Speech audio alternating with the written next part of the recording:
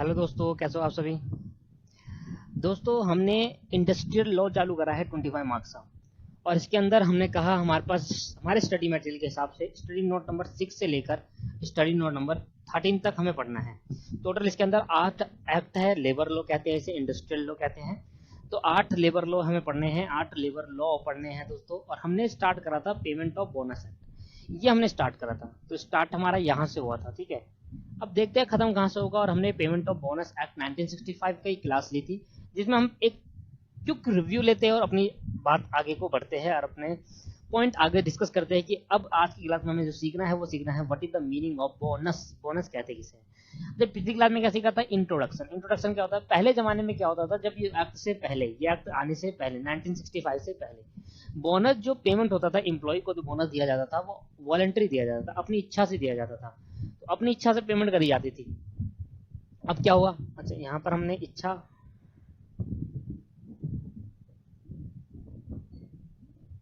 ठीक है, अपनी इच्छा से बोनस दिया जाता था।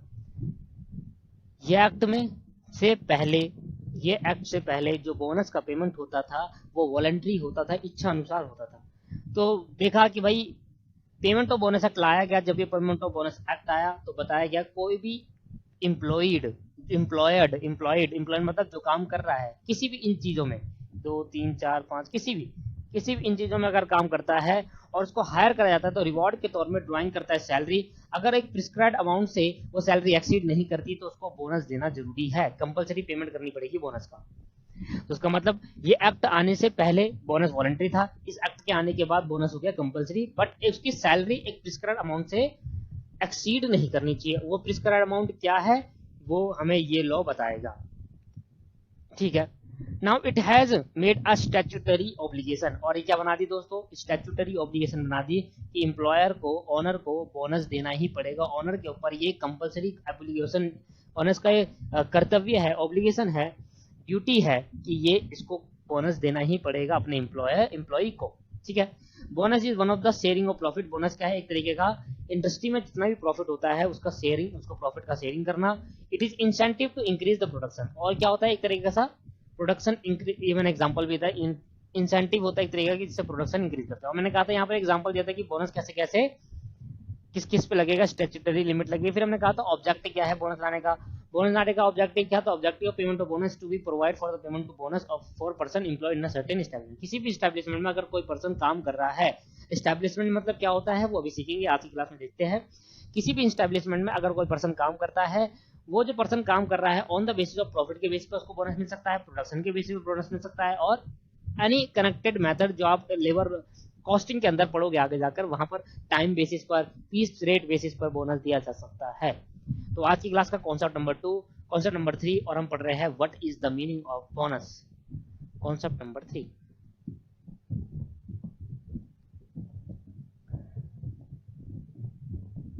What is bonus. What is bonus. तो आज की क्लास में सीखेंगे कि बोनस एक्चुअल में है कैसे, bonus, what is bonus, bonus होता क्या है। तो एज पर हम स्टडी मटेरियल चलेंगे दोस्तों।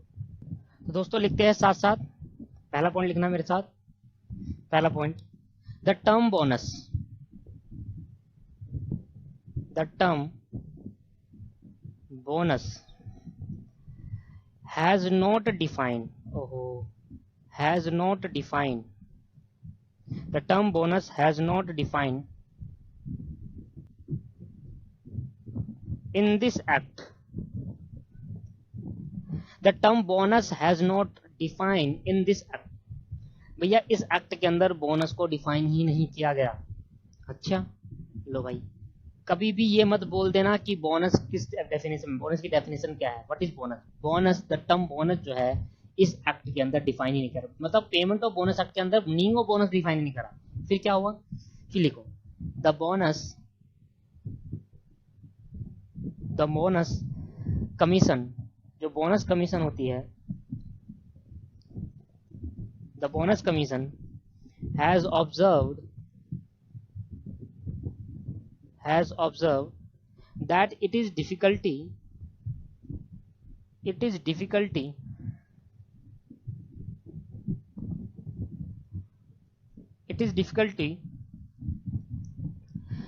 to define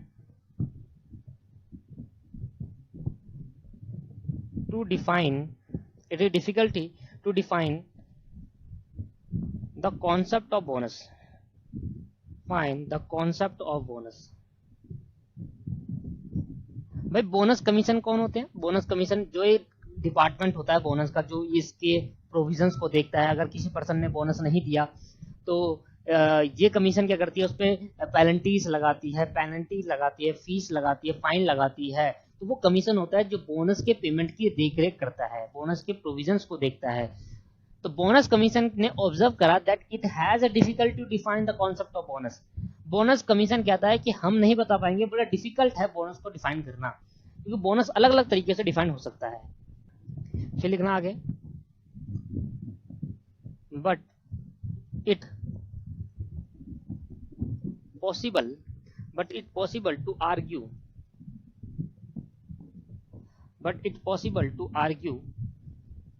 that once profit एक बार अगर प्रॉफिट एक्सीड कर जाए, once profit एक्सीड को सर रेड पेन से लिखे, मतलब रेड पेन से, एक्सीड अ सर्टेन बेस। वो कहता है कि अगर ये पॉसिबल हो सकता है, देखो बोनस को कॉन्सेप्ट को डिफाइन करना तो डिफिकल्ट था, बोनस को डिफाइन करा ही नहीं इस एक्ट के अंदर।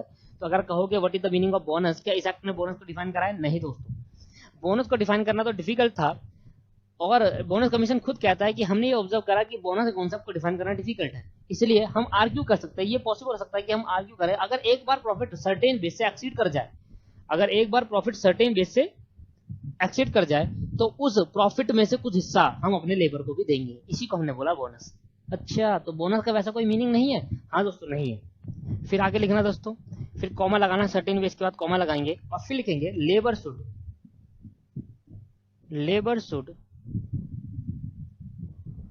आगे लिखना है, लाइन लिखना, लेबर शुड, यहां लिख देता हूं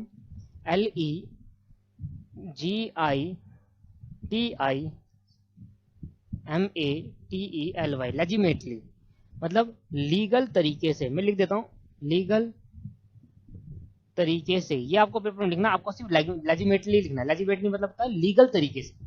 लेबर शुड लेजिमेटली का मतलब क्या हो गया सर? लेजिटिमेटली का मतलब हुआ लीगल तरीके से, have a share in them, मतलब ये कह रहा है कि, तो सिंपल मतलब हुआ बोनस का क्या है, पहले पॉइंट क्या कहता है कि बोनस इस एक्ट में डिफाइन ही नहीं करा।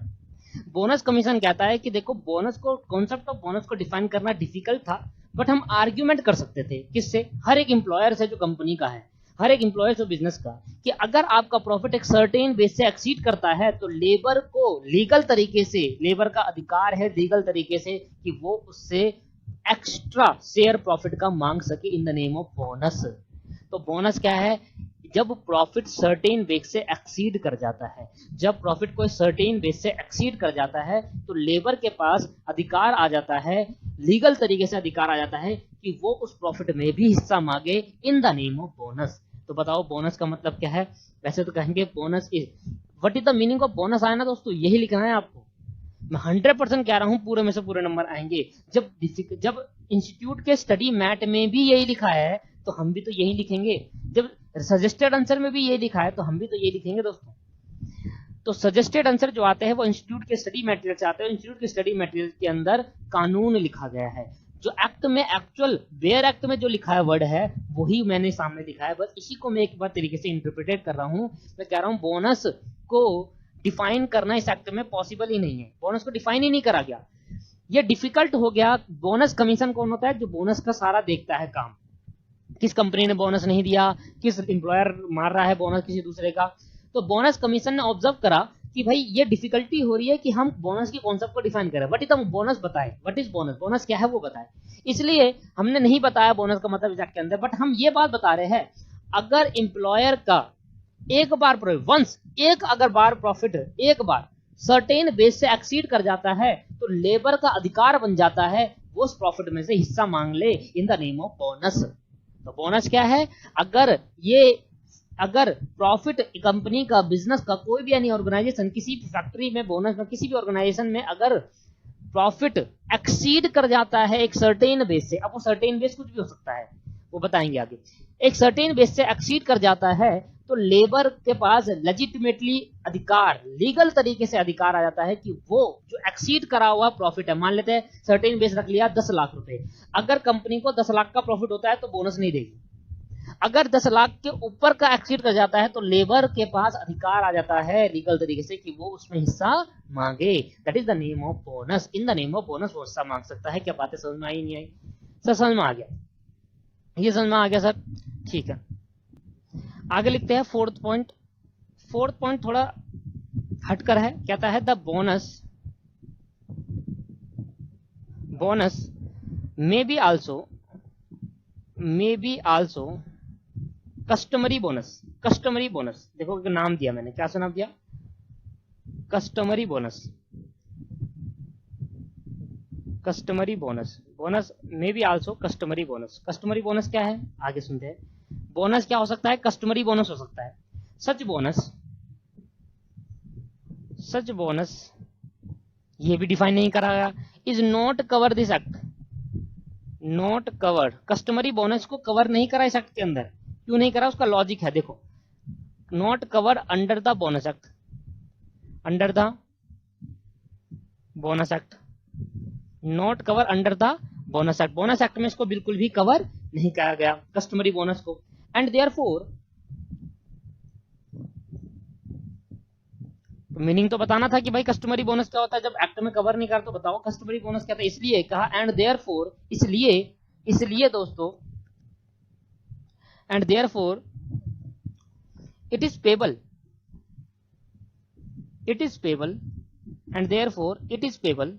ये कब किया जाएगा? कस्टमरी बोनस कब दिया जाएगा? It is payable over and above, over and above, it is payable over and above, over and above, it is payable over and above the bonus,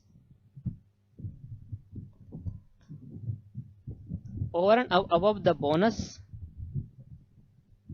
under this act। अब इस line का मतलब क्या है? काफी इंपॉर्टेंट लाइन है, customary bonus के बारे में बताता है। मैं आपको एग्जांपल के तरीके से समझा देता हूं। मैंने कहा एक फैक्ट्री है, एक फैक्ट्री में वर्कर काम करते हैं। स्टैट्यूटरी बोनस मतलब कंपलसरी जो बोनस देना था फैक्ट्री के अंदर, स्टैट्यूटरी बोनस देना था, मान लेते हैं 10,000 रुपए। 10,000 को आपको हर एक वर्कर को बोनस देना था। फैक्ट्री के ओनर ने कहा कि देखो भाई, फैक्ट्री के ओनर को कहा गया देखो भाई आपका प्रॉफिट सर्टेन बेस से एक्सीड कर गया है, अब आपको 10,000 रुपए मिनिमम बोनस देना ही पड़ेगा। अभी मैं आपको आगे जाकर बोनस की कैलकुलेशन सिखाऊंगा, किस तरीके से बोनस कैलकुलेट होगा और कितना मिलना चाहिए। एक ही बारे में धीरे धीरे बात नहीं करेंगे, बस अभी मैं एग्जम्पशन लेके चल रहा हूँ कि 10,000 मान लो स्टैट्यूटरी लिमिट है कि आपको बोनस देना है 10,000 रुपए का। ठीक है सर, ये समझ में आ गया। 10,000 का बोनस देना है। अगर 10,000 का बोनस देना है और फैक्ट्री ने कहा ठीक है सर, स्टैट्यूटरी मतलब कंपलसरी 10,000 तो देना पड़ेगा। अगर इसने वर्कर को 10 की जगह 15,000 का बोनस दे दिया, कितने का दे दिया दोस्तों? 10 की जगह 15,000 का बोनस दे दिया, तो इसका मतलब ये समझ लेना जो एक्स्ट्रा 5,000 बोनस दिया है, जो एक्स्ट्रा बोनस दिया जाए ओवर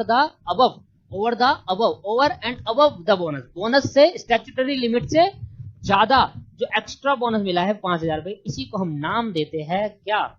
कस्टमरी बोनस। इसी को हम क्या नाम देते हैं? Customary bonus. और कस्टमरी बोनस कैसे दिया जाता है? वॉलंटरी। कैसे दिया जाता है दोस्तों? वॉलंटरी दिया जाता है। क्यों भाई? बोनस की लिमिट कितनी थी? 10,000। फैक्ट्री के ओनर को कितना देना था? मिनिमम 10 तो देना ही था।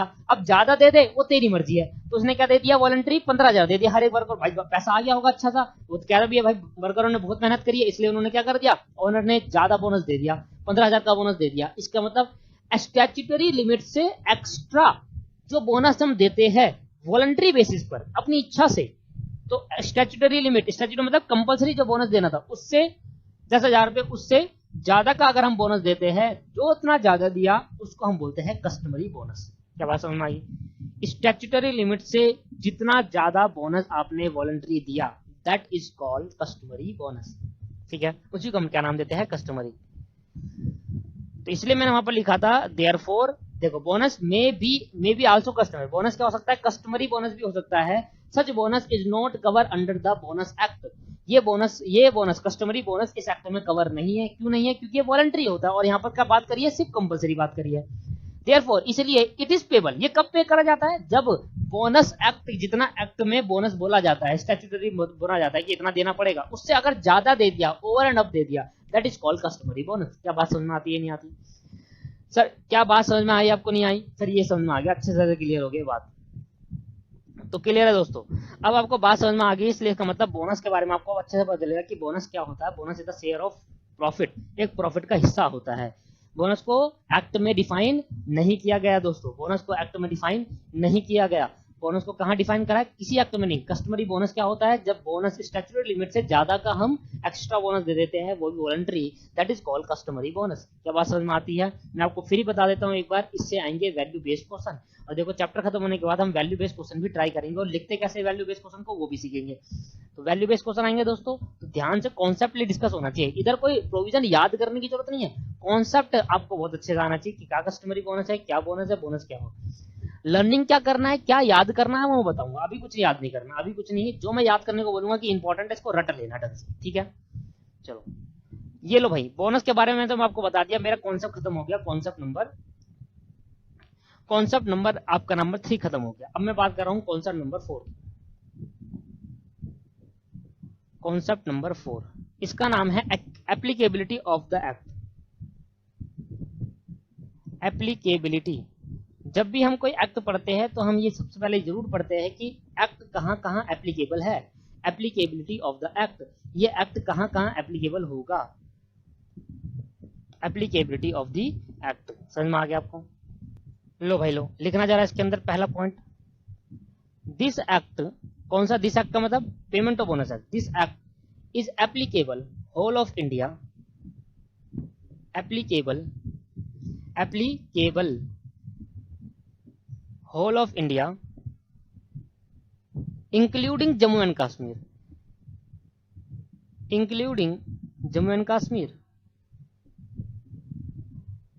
शॉर्ट फॉर्म लिख देता हूं, आप पूरा लिख लेना, इंक्लूडिंग JNK, आपको पूरा लिखना है जम्मू एंड कश्मीर। तो मतलब ये एक्ट होल ऑफ इंडिया तो है ही, साथ में जम्मू एंड कश्मीर को भी इंक्लूड कर रखा है, मतलब जम्मू एंड कश्मीर में भी ये लागू होगा।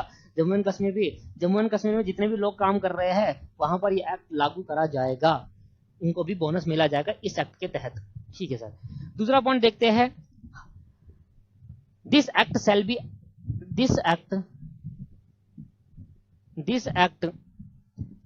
सेल अप्लाई, सेल मतलब जरूरी, कंपलसरी अप्लाई करना पड़ेगा। सेल अप्लाई, कौन कौन सी ऑर्गेनाइजेशन, कौन कौन सी कंपनी अप्लाई करेगी। This act shall apply to the following, नीचे दिए गई कंपनीज या ऑर्गेनाइजेशन या फैक्ट्री में ये एक्ट अप्लाई होगा ही होगा। अभी मैं बात कर रहा हूँ एक्ट की एप्लीकेबिलिटी की, अभी ये बात कर रहा हूँ एक्ट अप्लाई होगा, इसका मतलब बोनस देना ही पड़ेगा, ना ना ना। अभी क्या बात कर रहा हूँ, ये एक्ट किस किस ऑर्गेनाइजेशन में अप्लाई होगा, कंपलसरी अप्लाई होना ही चाहिए। और अप्लाई होने के बाद फिर देखूंगा कि अप्लाई होते ये नहीं है कि बोनस दो हर एक एम्प्लॉय को, ना ना ना, ये नहीं बता रहा मैं। अप्लाई होने के बाद देखूंगा कि किसको बोनस मिलेगा किसको नहीं। एक्ट अप्लाई हो रहा है नहीं हो रहा ये देख रहे हैं किसी कंपनी को। पहला पॉइंट इसके अंदर ए, पहला पॉइंट दोस्तों, मैं पहला पॉइंट लिख रहा हूं दोस्तों, एवरी फैक्ट्री, हर फैक्ट्री के अंदर। फैक्ट्री का मतलब हम कहां सीखेंगे, फैक्ट्री एक्ट में सीखेंगे, एज स्पेसिफाइड, लिख लो क्या आ गया, as specified in factory act 1948। भाई मैं जब फैक्ट्री एक्ट 1948 का मतलब बताऊंगा तो मैं बताऊंगा एवरी फैक्ट्री का मतलब क्या होता है। अभी एवरी फैक्ट्री का मतलब बोनस में नहीं समझना, बोनस में एवरी फैक्ट्री का मतलब नहीं समझना, बोनस में क्या समझना है, सिर्फ बोनस के बारे में। एवरी फैक्ट्री का मतलब क्या होता है, what is the meaning of factory. वो इंग्लिश वाला फैक्ट्री नहीं चला, यहाँ फैक्ट्री का मतलब भी अलग है एक्ट में। तो फैक्ट्री का मतलब क्या होता है वो हम सीखेंगे कब, फैक्ट्री एक्ट जब हम पढ़ेंगे, ठीक है। पूरा डिटेल में यही तो पढ़ना है, फटीक फैक्ट्री किसे कहते हैं, क्या क्या चीज होती है फैक्ट्री के अंदर। आगे बढ़ते हैं, every establishment, every other establishment, इसके आगे एंड लगा देना दोस्तों अगर है पॉसिबल, एंड एंड का मतलब ये तो है ही, हर एक फैक्ट्री में लागू तो होगा ये एप्लीकेबिलिटी, और एंड साथ में every other establishment, every other establishment, हर एस्टेब्लिशमेंट में भी लगेगा, इन विच कंडीशन लगा दी, in which 20 or more person, in which 20 or more person are employed, in which 20 or more person are employed on any day during accounting year, during accounting year.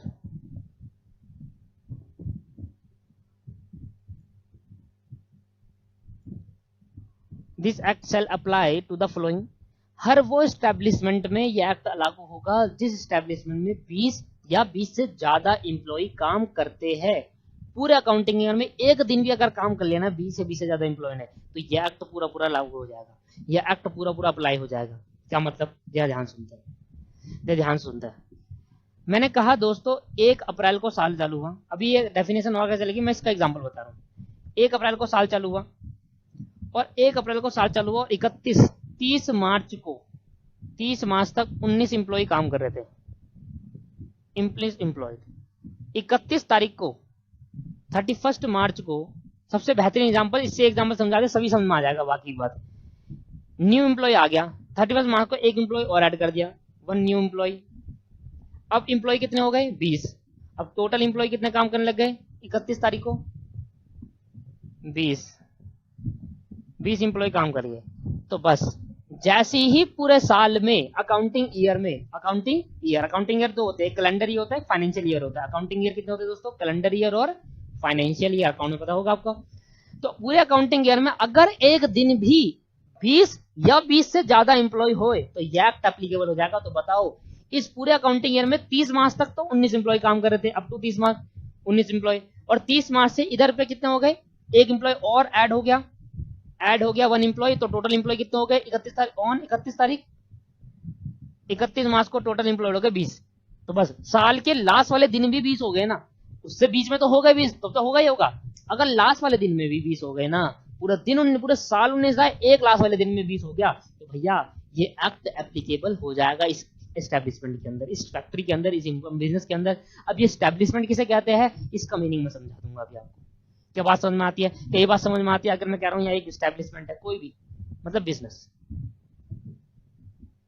तो मतलब during the year किसी भी एक दिन में, अगर एक ही दिन में अगर एक दिन में 20 या 20 से ज्यादा एम्प्लॉय हो जाते हैं, अगर एक दिन में 20 या 20 से ज्यादा एम्प्लॉय हो जाते हैं, तो ये एक्ट एप्लीकेबल हो जाएगा उस एस्टेब्लिशमेंट में, भले ही एक दिन के लिए क्यों ना हो, भले ही 1 घंटे के लिए क्यों ना हो। एक दिन में भी आप लगा तो भाई लग जाएगा, एक दिन, एनी डे, किसी भी एक दिन। और 1 घंटे का मतलब ये नहीं, 1 घंटे का मतलब ये नहीं कि भाई उस दिन, 1 घंटे का मतलब ये है कि उस बिजनेस के अंदर, उस दिन के अंदर 1 घंटा ही काम हुआ होगा। अगर 8 घंटे काम हुआ, वो 1 घंटे के लिए आया, तो फिर वो नहीं होगा। 1 दिन का मतलब ये हुआ कि जिस दिन पूरे कितने घंटे का आवर होता है, 8 घंटे का काम होती है, तो 8 घंटे की ड्यूटी हुई तो 8 घंटे ही वहां पर माना जाएगा एक दिन। अगर किसी बिजनेस एस्टेब्लिशमेंट के अंदर, किसी बिजनेस के अंदर 6 घंटे का एक दिन होता है, तो 6 घंटे माना जाएगा, एक दिन में होना चाहिए। ठीक है मेरे दोस्तों, क्या बात समझ में आती है आपको? हाँ जी। लो भाई आगे कह रहा है कि भाई और तीसरा पॉइंट, बी पॉइंट था, अब सी पॉइंट। सी पॉइंट क्या कहता है? कहता है any establishment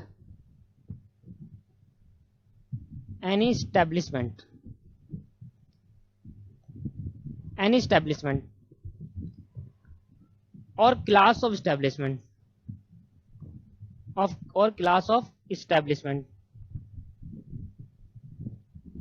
an establishment or class of establishment as notified by the appropriate government by the appropriate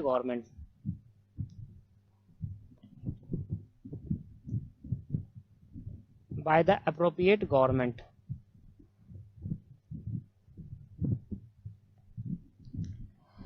बहुत अच्छी बात लिख रहा है आगे, employing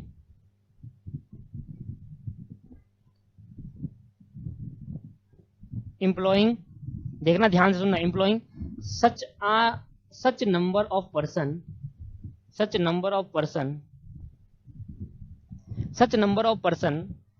less than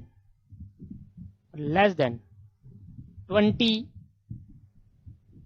as may be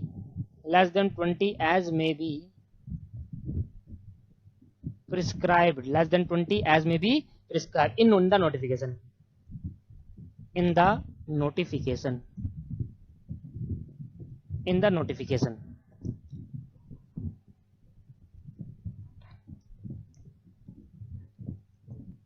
फिर आगे बहुत इंपॉर्टेंट बात कह रहा है that,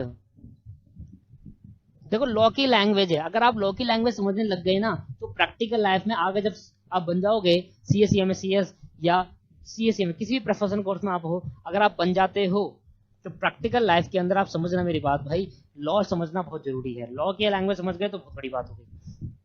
that the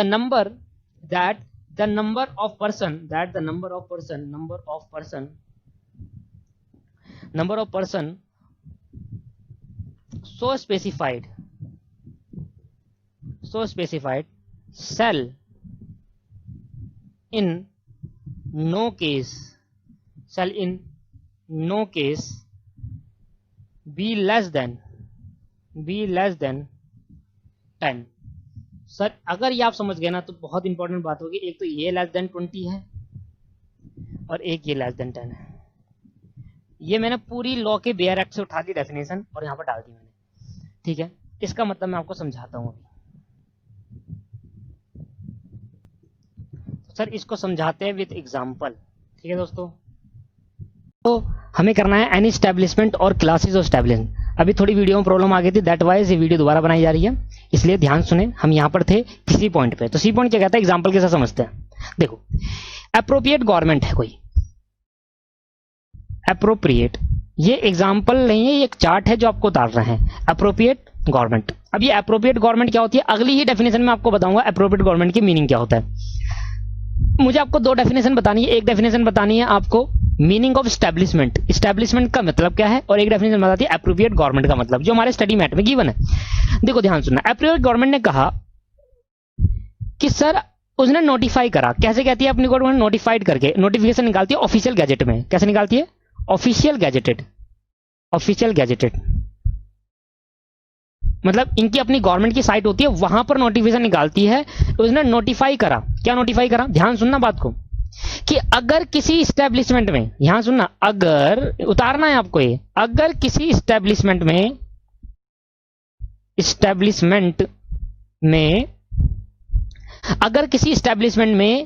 number of employ अगर किसी इस्टेब्लिशमेंट में नंबर ऑफ एम्प्लॉय 20 से कम है, अगर किसी इस्टेब्लिशमेंट में नंबर ऑफ एम्प्लॉय 20 से कम है, तो बताओ इससे ऊपर वाले में मैंने क्या बताया था आपको, मैंने आपको पहला एप्लीकेबिलिटी ऑफ एक्ट, ये बोनस एक्ट किस पे एप्लीकेबल हो जाएगा, एप्लीकेबिलिटी बताया था, ये नहीं बताया था कि बोनस किस कंपनी फैक्ट्री को देना है, किस एस्टैब्लिशमेंट को देना है। ये मैं क्या बता रहा हूं, एप्लीकेबिलिटी किस पे ये act, payment of bonus act applicable हो जाएगा। एक हर वो फैक्ट्री जो स्पेसिफाइड है फैक्ट्री एक्ट 1948 में, हर वो फैक्ट्री जो स्पेसिफाइड है फैक्ट्री एक्ट 1948 में, या हर वो एस्टैब्लिशमेंट जिसके एम्प्लॉई काम कर रहे हैं 20 या 20 से ज्यादा एक दिन भी अकाउंटिंग ईयर में, अगर एक दिन भी अगर काम कर लेते हैं और बाकी दिन 19 है, तो हम उसको ये एक्ट इस पे एप्लीकेबल हो जाएगा। पर कंडीशन क्या थी दूसरी वाली में, कंडीशन क्या थी, दूसरे पॉइंट पे, कि नंबर ऑफ एम्प्लॉय किसी भी एस्टैब्लिशमेंट में 20 से ज्यादा होनी चाहिए, एक दिन हो जाए बस, तो ये एक्ट एप्लीकेबल हो जाएगा। समझ में आया। बट ये वाला केस क्या कहता है, अगर अप्रोप्रिएट गवर्नमेंट किसे कहते हैं, इग्नोर इट। आपको आने वाले अभी तो 5-10 मिनट में आपको फिर समझ में आ जाएगा। अप्रोप्रिएट गवर्नमेंट अगर नोटिफाइड करती है ऑफिशियल गैजेटेड में, अप्रोप्रिएट नोटिफाई करती है ऑफिशियल गैजेट का मतलब क्या है, अपनी एक साइट पर, और गवर्नमेंट की अपनी साइट होती है, उस पर नोटिफाई करेगी, नोटिफिकेशन निकाली कहेगी, अगर किसी एस्टैब्लिशमेंट में नंबर ऑफ एम्प्लॉय 20 से कम है, हम ये एक्ट उस पे भी एप्लीकेबल हो जाएगा, ये एक्ट उस पे भी एप्लीकेबल हो जाएगा, अच्छा जी, ये बात है क्या? मतलब 20 से ज्यादा हो तो होगा ही एप्लीकेबल। एक दिन भी पूरे साल में ड्यूरिंग द ईयर एक दिन भी 20 से ज्यादा हो गए या 20 हो गए तो एप्लीकेबल तो हो गया। बट अगर 20 से कम हुआ तब भी एप्लीकेबल हो जाएगा उन स्टैब्लिशमेंट में जो स्टैब्लिशमेंट नोटिफाइड करके आएगी। उन स्टैब्लिशमेंट में होगा जो स्टैब्लिशमेंट अप्रूव्ड गवर्नमेंट लिख कर बताएगी। ये अच्छा इंडियन ऑयल कंपनी, अच्छा दीपक ग्लासेस प्राइवेट लिमिटेड, अच्छा ये याली लिमिटेड, याली लिमिटेड, याली लिमिटेड, ऐसे करके अगर जो कंपनी ऑफिशियल नोटिफाइड में बता रखा हो कि ये स्टैब्लिशमेंट ये स्टैब्लिशमेंट लिख कर देंगे, एक डिटेल होगी, उस डिटेल में लिख कर होगी ये स्टैब्लिशमेंट में अगर 20 से इंप्लॉय कम भी हुए तब भी ये एक्ट एप्लीकेबल हो जाएगा मेरे दोस्तों। क्या बात समझ में आती है? दूसरा पॉइंट क्या कहता है? दूसरा पॉइंट कह रहा है आपसे कि दूसरा पॉइंट आपसे क्या कह रहा है कि आपको 20 से ज्यादा एक दिन भी अकाउंटिंग ईयर में अगर 20 से ज्यादा इंप्लॉय होंगे तो ये एक्ट एप्लीकेबल होगा। बट अगर 20 से कम भी हुए उस एस्टैब्लिशमेंट में, उन एस्टैब्लिशमेंट में, उस फैक्ट्रीज में, उस बिजनेस में जिस बिजनेस को अप्रूव्ड गवर्नमेंट ने नोटिफाई करा है कि हम 10 बिजनेस बता रहे हैं, 10 एस्टैब्लिशमेंट बता रहे हैं, इस एस्टैब्लिशमेंट में अगर 20 से कम इंप्लॉय हुए तब भी ये एक्ट एप्लीकेबल हो जाएगा मेरे दोस्तों। बट सर कंडीशन भी लगाई, कंडीशन लगाई, और एक कंडीशन क्या है? कह रहा है कंडीशन लगा, और कंडीशन है कि भाई लेस देन 10 नहीं होने चाहिए, लेस देन 10 नहीं होने चाहिए, नहीं होने चाहिए, लेस देन 10 नहीं होने चाहिए मेरे दोस्तों। मतलब 20 से कम तो 0 भी तो हो सकता है, इसका मतलब हरी कंपनी आ जाएगी। 20 से कम हो पर 10 से कम नहीं होनी चाहिए, लेस देन 10, लेस देन 10 लिखा है दोस्तों लॉ में। क्या लिखा है? लेस देन 10, लेस देन का मतलब 9। अगर 10 भी हुए तब भी नोटिफाइड एस्टैब्लिशमेंट के अंदर लागू कर दिया जाएगा ये एक्ट। क्या बात समझ में आती है? तो अब मैं कॉन्सेप्ट को पढ़ता हूं आपको, जो लॉ की भाषा लिखी है।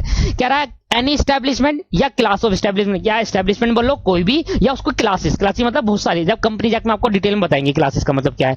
Establishment as notified by approved government, जो अप्रूव्ड गवर्नमेंट ने नोटिफाई करी है कि ये ऐसी 10 एस्टैब्लिशमेंट हो, हम नोटिफाई कर रहे हैं ऐसी 10 एस्टैब्लिशमेंट मतलब बिजनेस, ऐसे 10 बिजनेस या फैक्ट्री हम नोटिफाई कर रहे हैं। इंप्लॉइंग अगर उनका business employ such a number of person less than 20, अगर 20 से कम पर्सन है और हमने ये नोटिफाई कर रखा है कि वो एस्टैब्लिशमेंट आ रही है इसके अंडर, और उसमें 20 से कम भी हुए तब भी एक्ट लागू कर दिया जाएगा। May be prescribe in notification में प्रिस्क्राइब पता होना चाहिए कि कौन कौन सी एस्टैब्लिशमेंट है। मैंने कहा एक एस्टैब्लिशमेंट है, 2 एस्टैब्लिशमेंट है, एक जो नोटिफाई में लिस्ट इसका नाम है नोटिफाई, जो अप्रूव्ड गवर्नमेंट ने इसका नाम डाल रखा है कि ये वाली एस्टैब्लिशमेंट हुई तो लागू कर दिया जाएगा, और एक एस्टैब्लिशमेंट में जिसमें अप्रूव्ड गवर्नमेंट ने जिसका नोटिफाई नहीं किया। दो बात समझ में आ रही है? जिसका नोटिफाई कर दिया उसमें क्या कंडीशन लगेगी? अगर 20 से कम हुए 10 तक, 10 से ज्यादा भी हो गए तब भी लागू हो जाएगा। अगर 10 से ज्यादा हो गए और जितने ज्यादा हो गए तब भी लागू हो जाएगा। अगर अप्रूव्ड गवर्नमेंट नोटिफाई नहीं करा वो एस्टैब्लिशमेंट तो कहां वाली कंडीशन चलेगी? एक पूरे अकाउंटिंग ईयर में एक दिन में 20 हो जाए तो तब भी लागू होगा। समझ में? बट यहां पर क्या लिखा है? That the number of person so specified, जितने भी स्पेसिफाइड करोगे, number of person so specified shall not be in case of less than 10, 10 से कम नहीं होने चाहिए। ठीक है, जरा मैं आपको समझाता हूं इसका इस 2 पॉइंट का चार्ट। तो क्या बन गया? मैंने कहा अप्रोप्रिएट गवर्नमेंट ने क्या करा? 2 चीज निकाली। पहली नोटिफाइड करा एस्टैब्लिशमेंट्स,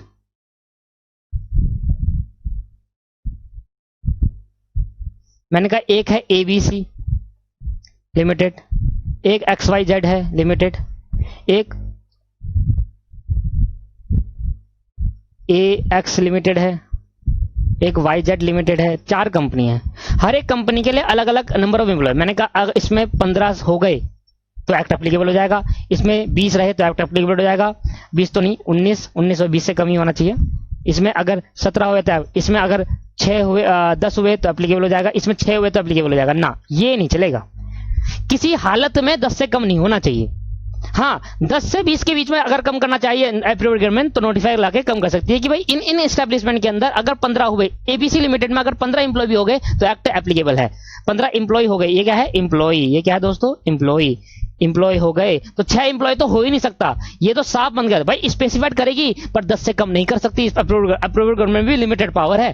ठीक है, तो इन एस्टैब्लिशमेंट को क्या हो जाएगा? एक्ट एप्लीकेबल हो जाएगा। एक्ट एप्लीकेबल हो जाएगा as per point 3, as per point C point से एप्लीकेबल हो जाएगा। C पॉइंट जो कहता है, बट नॉट नोटिफाइड एस्टैब्लिशमेंट, वो एस्टैब्लिशमेंट नॉट नोटिफाई नहीं करी तो उस केस के अंदर कौन सी वाली कंडीशन लगेगी, सेकंड वाली कंडीशन, मतलब एक दिन भी कंडीशन कौन सी लगेगी, पॉइंट बी की, पॉइंट बी की कंडीशन लग जाएगी, एक दिन भी अगर during the period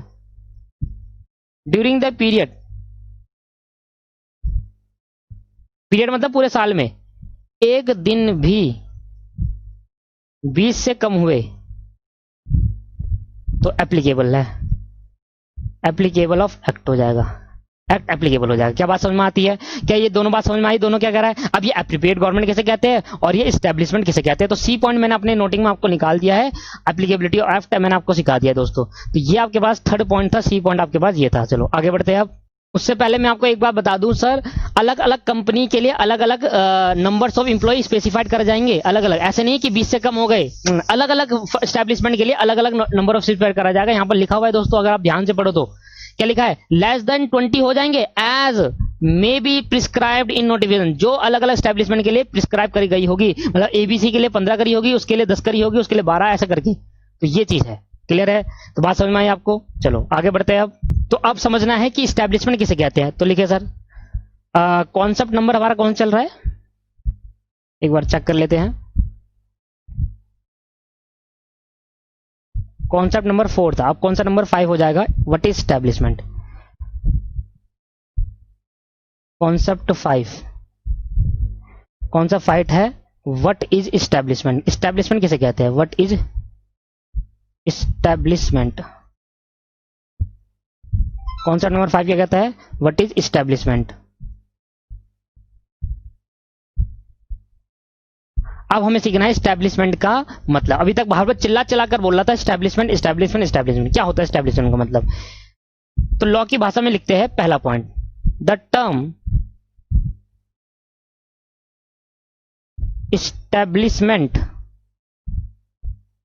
establishment is of two type.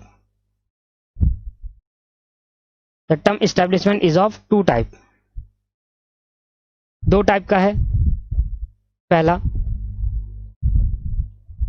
A establishment in private sector, establishment in private sector, और B establishment in public sector. तो दो तरीके की एस्टेब्लिशमेंट होती है भाई, एस्टेब्लिशमेंट एक प्राइवेट सेक्टर वाली, एस्टेब्लिशमेंट एक पब्लिक सेक्टर वाली। अब एस्टेब्लिशमेंट इन प्राइवेट सेक्टर का मतलब क्या हुआ, यहां मैं लिखता हूं एस्टेब्लिशमेंट,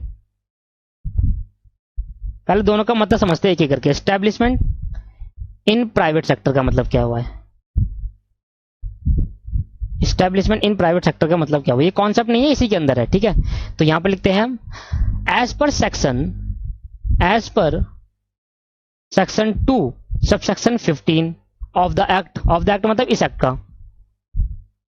सेक्शन याद करने की जरूरत नहीं है दोस्तों, आपको इंटरमीडिएट लेवल पे सेक्शन नहीं लेके आओ, बट जो क्वेश्चन में इंपॉर्टेंट आपको दूंगा उसमें कोई सेक्शन आते हैं तो वो याद कर लेना। लिमिटेड तो याद कर सकते हैं, सेक्शन देखो, सेक्शन लिखने का बहुत बड़ा एडवांटेज मिलता है आपको, बट अगर गलत लिख दिया तो डिसएडवांटेज भी बहुत बड़ा मिलता है। इसलिए मैं जो इंपॉर्टेंट क्वेश्चन दूंगा उनके आप सेक्शन जरूर याद करिएगा, ठीक है। तो अभी तो इसका इंपॉर्टेंट नहीं है, बस समझने के लिए। तो दोस्तों सामने देखेंगे, मैंने लिख दिया है establishment in a private sector, sector का मतलब क्या होता है, एज पर सेक्शन 2 और sub section 15 of the act, इस एक्ट का सेक्शन 2 सब सेक्शन 15 बताता है meaning of establishment in private sector. दोबारा सुन लो, section 2 sub section 15 of this act, payment of bonus act का सेक्शन 2 सेक्शन सब सेक्शन 15 हमें बताता है कि private sector, establishment in private sector का मतलब क्या है। तो मैं इसने बोला कि any establishment other then any establishment other then क्या, पब्लिक सेक्टर। पता क्या कह रहा है, कह रहा एस्टेब्लिशमेंट इन प्राइवेट सेक्टर वो सेक्टर है जो पब्लिक सेक्टर नहीं है। तो मतलब ऐसी सिंपल इसने बोला कि ये मैं भाषा नहीं बोल रहा, ये ऐसी मैंने लिखा, आप लॉ के अंदर लिखो, मैं आपको बता रहा हूं सर, ये कानून के अंदर है। एस्टेब्लिशमेंट इन प्राइवेट सेक्टर का मतलब क्या है, establishment in private sector means any establishment other then public sector वाली एस्टेब्लिशमेंट को छोड़कर जो भी बचेगी वो प्राइवेट सेक्टर वाली एस्टेब्लिशमेंट होगी। तो मतलब मैं क्या समझू, अब मैं समझता हूं एस्टेब्लिशमेंट इन पब्लिक सेक्टर क्या होता है। अगर मुझे पता चल गया पब्लिक सेक्टर वाली एस्टेब्लिशमेंट कौन सी है, तो वो उसको छोड़कर बाकी सारी एस्टेब्लिशमेंट क्या है, प्राइवेट सेक्टर वाली एस्टेब्लिशमेंट है। तो मैं ये लिखना जरा, एस्टेब्लिशमेंट इन, सर ये लॉ की लैंग्वेज है, आपको ऐसे ही लिखना है, आप अपनी बुक में जाकर देख सकते हैं, ठीक है, कोई नहीं काटेगा आपके number. Establishment in public sector, establishment in public sector का मतलब क्या हुआ, एस्टेब्लिशमेंट इन पब्लिक सेक्टर। मैं अब नीचे कुछ एस्टेब्लिशमेंट इन पब्लिक सेक्टर बताऊंगा, अगर वो पब्लिक है तो बाकी जो बच जाएगी, जितनी भी बिजनेस होगा, जितना भी प्राइवेट सेक्टर वाला बिजनेस होगा, वो सारा क्या होगा, एस्टेब्लिशमेंट माना जाएगा। ठीक है सर, तो यहां पर देखो एस्टेब्लिशमेंट इन पब्लिक सेक्टर का मतलब क्या हुआ, ध्यान सुने।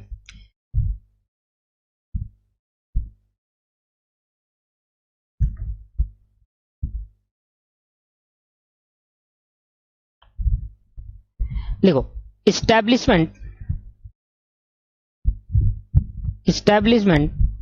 इन public sector, in public sector, establishment in public sector is defined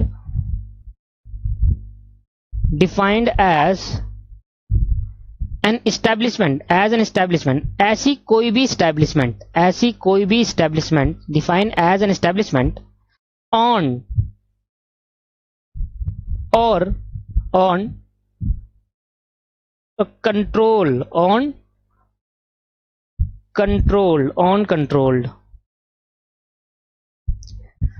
और मैनेज्ड बाय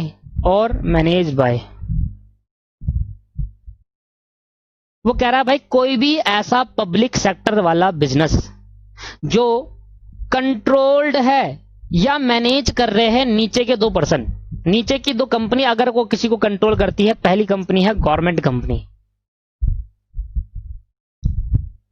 पहली कंपनी क्या है दोस्तों, गवर्नमेंट कंपनी है। दूसरा लिखना, a corporation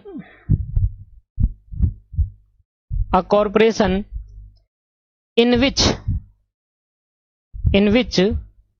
not less than 40%, in which not less than 40% of its capital is held,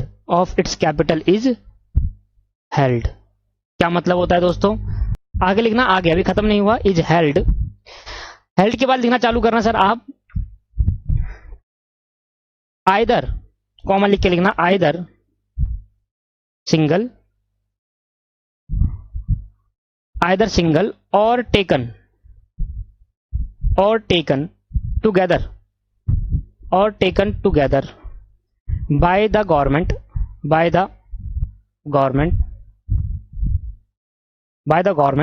और reserve bank of India, RBI means reserve bank of India, लिख लेना यहां पर ब्रैकेट में लिख लेना, रिजर्व बैंक ऑफ इंडिया, और अ कॉर्पोरेशन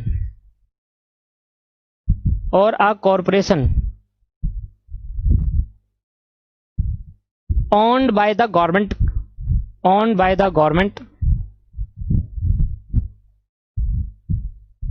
और the reserve bank of India और द आरबीआई तो ये इसकी डेफिनेशन है एज पर एक्ट। अब इस डेफिनेशन को समझते हैं, क्या कहती है डेफिनेशन, लो भाई। तो इसको मैं बहुत अच्छे समझाने का कोशिश करता हूं, बहुत बड़े समझाऊंगा दोस्तों, इस लाइन को बिल्कुल अच्छे समझा दूंगा। देखो मैंने कहा एक एस्टेब्लिशमेंट है,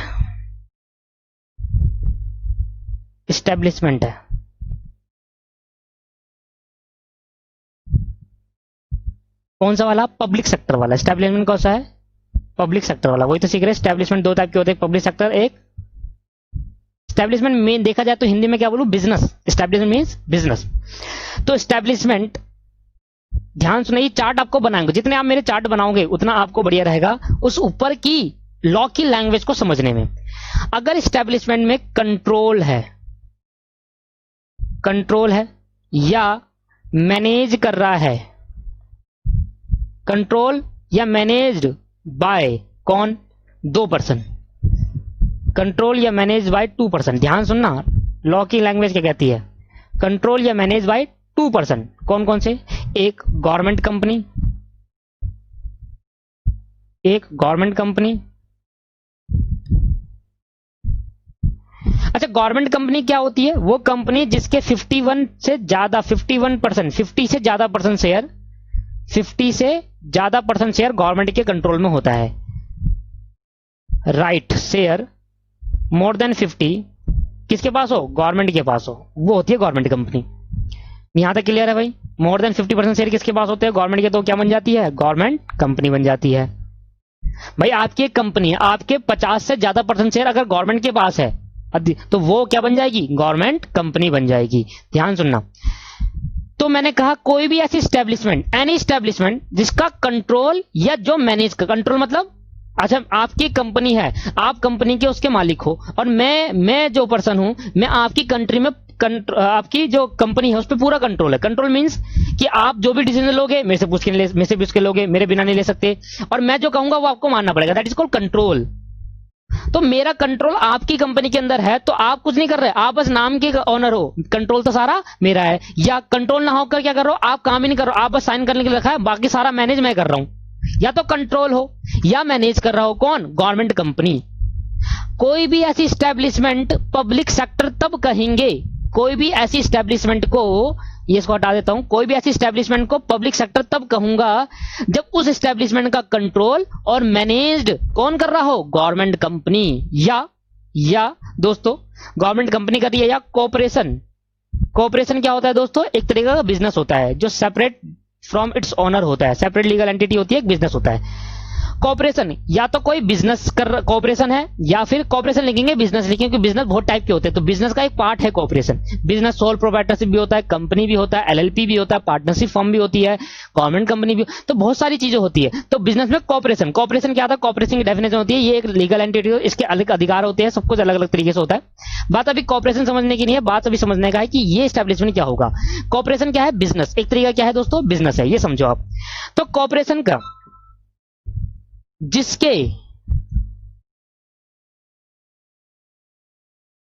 40%, ध्यान समझना, जिसका ऐसा कोई भी कॉर्पोरेशन बिजनेस जिसका नॉट लेस देन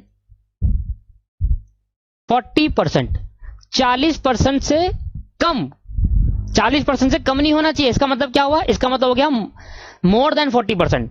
40 से कम नहीं होता, मोर देन 40 या 40%। नॉट लेस देन का मतलब क्या हो गया दोस्तों? इसका मतलब क्या हुआ दोस्तों? नॉट लेस देन का, मैं इसको लिख देता हूं साइड में, नॉट लेस देन का मतलब ही यही होता है, मोर देन 40 या 40%, 40 या 40%। तो नॉट लेस देन, लॉ में तो लिखा है नॉट लेस देन 40%, पर अगर हम इसको कन्वर्ट करें अपनी ऑन भाषा में, अपनी भाषा में, तो देखा जाए 40% से कम नहीं, तो मतलब 40 या 40 से ज्यादा, 40 या 40 से ज्यादा,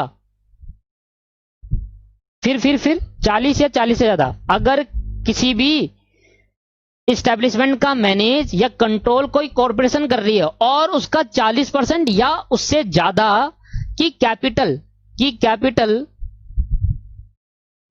लगा रखी हो, कैपिटल लगाई हो, इस कॉर्पोरेशन में किसने लगाई हो? कैपिटल लगाई हो दो कंपनी, दो जन ने, एक गवर्नमेंट ने, एक गवर्नमेंट कंपनी लिख रहा हूं, गवर्नमेंट लिख रहा हूं, और जहां भी वर्ड गवर्नमेंट आएगा तो इसके अंदर कौन सी गवर्नमेंट है? Both central government and state government, both state government and CG for state government and CG for central government, या RBI reserve bank of India, या RBI reserve bank of India. मैं दोबारा समझाऊंगा, आप टेंशन मत लेना, बस अभी लिखते जाओ। या आरबीआई ने कैपिटल लगा रखी हो 40 या 40% से ज्यादा किसी भी कॉर्पोरेशन में, और उसका कंट्रोल किसी एस्टैब्लिशमेंट में है, तो वो एस्टैब्लिशमेंट क्या बन जाएगी? वो एस्टैब्लिशमेंट बन जाएगी एस्टैब्लिशमेंट इन पब्लिक सेक्टर। क्या बन जाएगी दोस्तों? एस्टैब्लिशमेंट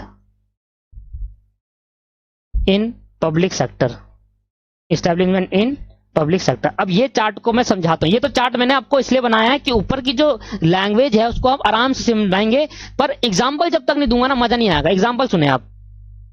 एग्जांपल, एक कंपनी है, एक है एबीसी लिमिटेड। एबीसी लिमिटेड एक एस्टैब्लिशमेंट है, मान लेते हैं ना, एस्टैब्लिशमेंट है।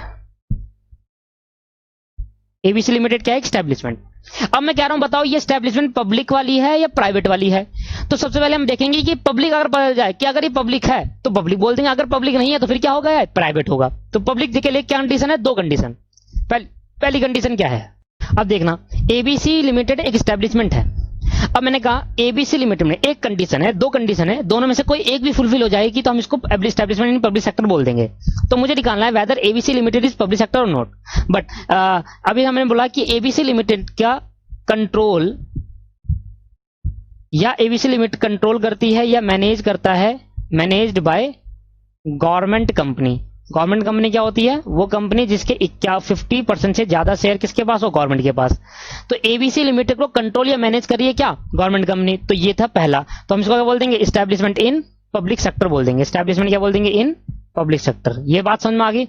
बात समझने वाली ये नहीं है, बात समझने वाली क्या है, बात समझने वाली है अगला पॉइंट कि अगर एबीसी लिमिटेड का, ये तो सिंपल था कि एबीसी लिमिटेड का कंट्रोल कौन देख रहा है, गवर्नमेंट कंपनी, या मैनेज कौन कर रहा है, गवर्नमेंट कंपनी। तो ये ऐसी एबीसी लिमिटेड को क्या बोल देंगे, एबीसी लिमिटेड क्या बोल देंगे, पब्लिक सेक्टर वाली कंपनी बोल देंगे। बट सेकंड पॉइंट क्या कहता है, ध्यान सुनना, एक कॉर्पोरेशन है, एक कॉर्पोरेशन है, एक कॉर्पोरेशन है मतलब कोई एक बिजनेस, कोई भी एक बिजनेस है। ध्यान सुनना, मैं क्या बना रहा हूं, इसने एबीसी लिमिटेड पे कंट्रोल, इसका कंट्रोल एबीसी लिमिटेड पे है, मतलब ये कॉर्पोरेशन कंट्रोल रखती है या मैनेज करती है एबीसी लिमिटेड को। कौन कर रही है, कॉर्पोरेशन, ठीक है। अब यहां पर गवर्नमेंट कंपनी है, गवर्नमेंट जैसे कि state government and central government. ये ध्यान समझना, ये वाली बिजनेस कॉर्पोरेशन, इस पे कंट्रोल किसने कंट्रोल करा है, इस कॉर्पोरेशन ने। अब गवर्नमेंट ने इस वाली कॉर्पोरेशन में अपना 40% से 40 या उससे ज्यादा का कैपिटल लगा रखा है, ज्यादा का कैपिटल लगाया है। तो देखा जाए तो भैया गवर्नमेंट कंपनी का 40 से 40 ज्यादा % कैपिटल किस पे लगा है, कॉर्पोरेशन में, इस वाले पे कॉर्पोरेशन में लगा हुआ है। अगर कॉर्पोरेशन में लगा हुआ और इसका कंट्रोल इस पे है तो देखा जाए तो एक तरीके से गवर्नमेंट का कंट्रोल नहीं है, इनडायरेक्टली गवर्नमेंट का कंट्रोल किस पे आ गया, कॉर्पोरेशन में, और कॉर्पोरेशन का कंट्रोल किस पे आ गया, एबीसी कंपनी पे। तो एबीसी कंपनी का कंट्रोल ऑटोमेटिकली किस पे आ गया, गवर्नमेंट पे। तो इसको भी हम क्या मान लेंगे, इसको भी हम मान लेंगे एस्टैब्लिशमेंट इन पब्लिक सेक्टर। अब समझ में आ गया, अगर किसी कॉर्पोरेशन का कंट्रोल एबीसी लिमिटेड पे है और कॉर्पोरेशन में जो भी कैपिटल लगाई है वो किसी गवर्नमेंट कंपनी ने लगाई है या आरबीआई ने लगा रखी है, किसने लगा रखी है, RBI, reserve bank of India. इन दोनों में से अगर किसी ने भी इस पे कैपिटल लगाई है कॉर्पोरेशन और इसका कंट्रोल और मैनेज किस पे है, एबीसी, तो ये क्या बन जाएगी, एबीसी पब्लिक सेक्टर एस्टैब्लिशमेंट बन जाएगी, एस्टैब्लिशमेंट इन पब्लिक सेक्टर बन जाएगी। क्या अब समझ में आया आपको डिटेल में, एस्टैब्लिशमेंट इन पब्लिक सेक्टर। अब समझ में आया ना दोस्तों क्या है लॉ की लैंग्वेज। लो भाई लो, बात क्लियर है दोस्तों, हाँ जी सर, यहां तो क्लियर होगी। अब आप अगर पढ़ो सामने तो मैंने जो डेफिनेशन लिखवाई है लॉ की डेफिनेशन, देखो मैं बार बार एक चिल्ला कर बोलता हूं, लॉ की डेफिनेशन पढ़ना बहुत जरूरी है। तो अगर आप देखो सामने, establishment in public sector is defined is as an establishment owned, controlled और मैनेज्ड बाय गवर्नमेंट कंपनी। अगर किसी भी एस्टैब्लिशमेंट का कंट्रोल या मैनेज करती है गवर्नमेंट कंपनी तो हम इसको बोलेंगे एस्टैब्लिशमेंट इन पब्लिक सेक्टर। या a corporation in which not less than 40% of its capital is held, 40% का कैपिटल किसी कॉर्पोरेशन में कंट्रोल करा हुआ है, बट कॉर्पोरेशन के अंदर जो 40% या उससे ज्यादा कैपिटल किसका हेल्ड है, either in single or taken together, या तो गवर्नमेंट कंपनी और आरबीआई का इकट्ठा मिलकर है, या गवर्नमेंट कंपनी है या आरबीआई अकेला अकेला है, या तो उसने आरबीआई और गवर्नमेंट ने मिलकर 40% कैपिटल लगा रखी है या उससे ज्यादा, या आरबीआई ने अकेले लगा रखी है या गवर्नमेंट कंपनी ने अकेले लगा रखी है। और corporation owned by the government company और आरबीआई, या कॉर्पोरेशन को ऑन कर रखा है किसने, वही बात कही, कंट्रोल किसका है, गवर्नमेंट या आरबीआई का। देखा जाए तो अगर इस कॉर्पोरेशन का कंट्रोल अगर इस पे है तो गवर्नमेंट कंपनी का कंट्रोल इस पे हो गया, तो इस पे होगा तो ऑटोमेटिकली गवर्नमेंट कंपनी का कंट्रोल किस पे आ गया, इस पे आ गया। तो गवर्नमेंट कंपनी आरबीआई कंट्रोल इस पे आ गया तो क्या बन गई, एस्टैब्लिशमेंट इन पब्लिक सेक्टर। तो दो टाइप किया, तो समझ में आ गई कंडीशन, या तो गवर्नमेंट कंपनी का कंट्रोल हो डायरेक्ट या इनडायरेक्ट, या 40% वाला शेयर। अगर इन दोनों में से एक भी क्राइटेरिया फुलफिल नहीं होता तो वो एस्टैब्लिशमेंट क्या बन जाएगी, प्राइवेट सेक्टर। यह बात समझ में आ गई। अगर मैं कहता इस 40% की जगह पर क्या होता, 39% होता, तो फिर वो बन जाती एस्टैब्लिशमेंट इन प्राइवेट सेक्टर बन जाती। बस ये दो कंडीशन में से अगर एक भी फुलफिल हो गई तो पब्लिक सेक्टर, अगर एक भी नहीं हुई दोनों में से तो प्राइवेट सेक्टर बन जाएगी। क्या बात समझ में आ गई। ये इतना डिटेल में है, बट एक इंपॉर्टेंट नोट लिखेंगे, इंपॉर्टेंट नोट। अब ये इंपॉर्टेंट नोट क्या कहता है, लिखना मेरे साथ। सेक्शन 3 कहता है, देखा जाए तो इंपॉर्टेंट नोट क्या कह रहा है, सेक्शन 3 की बात कर रहा है। Section 3 provide that, section 3 provide that an establishment, section 3 provide that an establishment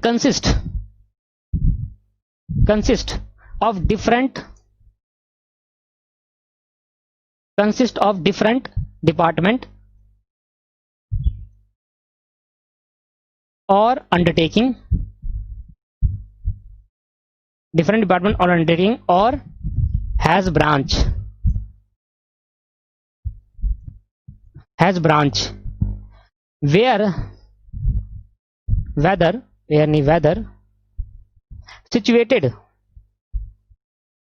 whether situated in the same place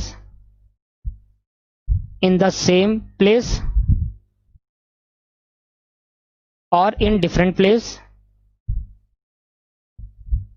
whether in the same place or in different place, whether same place में हो या different में, all such department or undertaking or branch, all such department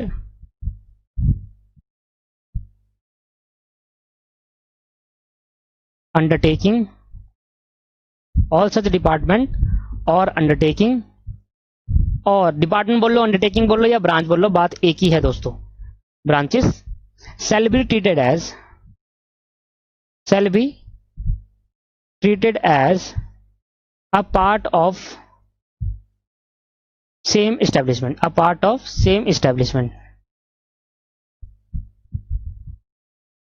लो भाई ये important note का है, बस एक बार पढ़ना है, इसको याद नहीं करना दोस्तों, ये इंपॉर्टेंट नहीं है। इंपॉर्टेंट नोट का मतलब पढ़ना जरूर है।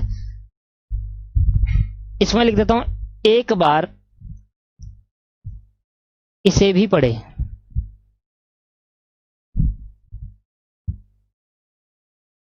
एक बार इसे भी पढ़ो, ठीक है, इसे याद आएगा, एक बार इसे भी पढ़ लो बस, ठीक है सर। तो क्या है इसका मतलब, बस खत्म ही होने वाला है, आज की क्लास खत्म करते हैं और अगली क्लास में हम स्टार्ट करेंगे what is the meaning of appropriate government. और आज की क्लास के अंदर ये खत्म कर लेते हैं, बस ये लास्ट पॉइंट इस्टेब्लिशमेंट। देखो इस्टेब्लिशमेंट अकेला इतना बड़ा है, वैसे आएगा नहीं, बट क्योंकि नॉलेज देनी है पूरी, इस वजह से मैं आपको कराना है। ध्यान सुनना, मैंने कहा एक इस्टेब्लिशमेंट है,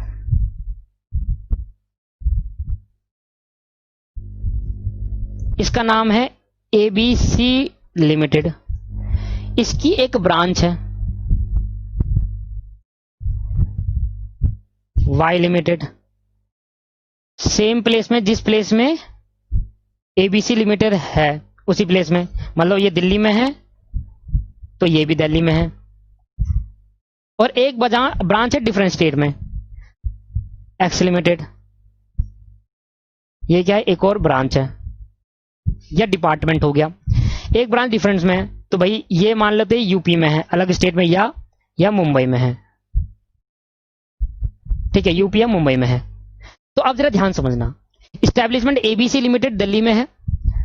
अब इस इस्टेब्लिशमेंट का control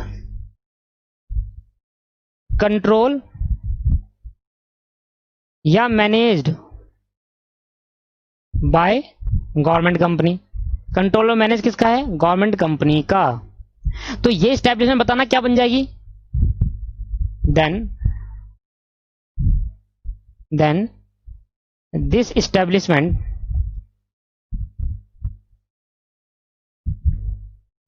establishment is public sector establishment, public